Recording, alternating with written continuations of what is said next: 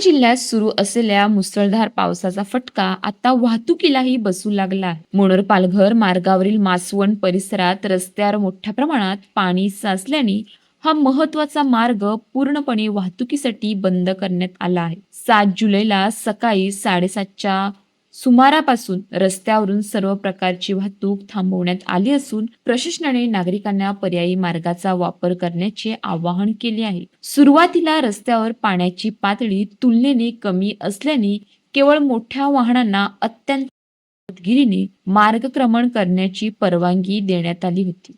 मात्र सकाळ पुढे सरकत गेली तसा पावसाचा जोर राहिल्याने रस्त्यावरील पाण्याची पातळी झपाट्याने वाढली. परिस्थिती अधिक धोकादायक बनत असल्याचे लक्षात येताच प्रशासनाने कोणताही धोका पत्करू नये म्हणून मोठ्या वाहनांची वाहतूकही पूर्णपणे बंद करण्याचा निर्णय घेतला. या मार्गावरून दररोज शेकडो लहान मोठी वाहने प्रवास करत असतात. त्यामुळे रस्ता बंद झाल्याने वाहन चालक आणि प्रवाशांची मोठी गैरसोय झाली असून वाहनांना पर्यायी मार्गाचा आधार घ्यावा लागत आहे.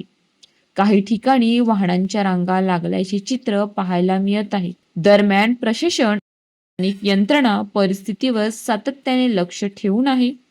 पाण्याची पातळी कमी झाल्यानंतरच हा रस्ता पुन्हा वाहतुकीसाठी खुला करण्यात येणार असल्याची माहिती मिळत आहे. नागरिकांनी अफवांवर विश्वास न ठेवता प्रशासनाच्या सूचनांचे पालन करावे.